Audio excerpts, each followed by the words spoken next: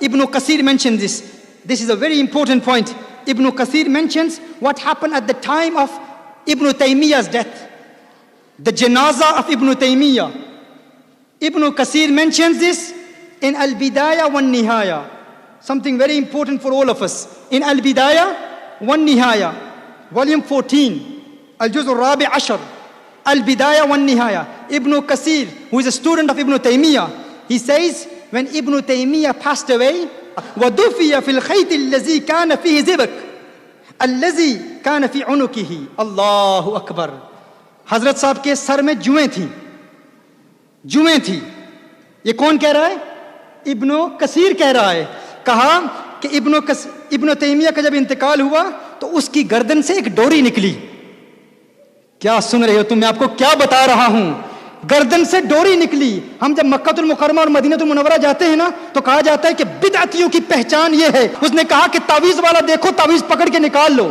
کیوں؟ کیونکہ یہ شرک کرتے ہیں, یہ ان کی علامت ہے. بھائی اہل سنت کی نشانی نکلی تمہارے بابے کی گردن سے, وہ بھی مرنے کے بعد. نشانی ہماری تمہارے بابے کی گردن سے نکل رہی ہے, چھپا کے رکھی ہوئی ہے. غسل دیا تو دیکھا کہ ڈوری ہے, ڈوری. اور ڈوری کیوں رکھی ہوئی ہے؟ ابن کثیر خود کہتا ہے حضرت صاحب کے سر میں جوئیں تھیں, جوئیں مارنے کے لیے, علاج کے لیے یہ تعویذ رکھا ہوا تھا. اب وہ حضرت صاحب نہیں کہتا یہ میری, لیکن میں کوئی اضافہ نہیں کر رہا, الفاظ بیان کر رہا ہوں, براہ راست ترجمہ بیان کر رہا ہوں. کہاں ہے تمہاری سند؟ وقیل ان طاقیۃ التي كانت على راسه دفي فيها اللہ اکبر 500 درہم. اچھا, پہلی چیز کیا ہے؟ کہا وہ جو ڈوری ہے نا, اس ڈوری کا کیا ہوا؟ اس ڈوری سے کیا کیا گیا؟ آکشن. ہاں, سرے بازار علی اعلان کہا گیا کہ ابن تیمیہ کی گردن سے یہ ڈوری نکلی ہے, کون خریدے گا اس کو؟ کہا 150 درہم کی وہ ڈوری بیچی گئی.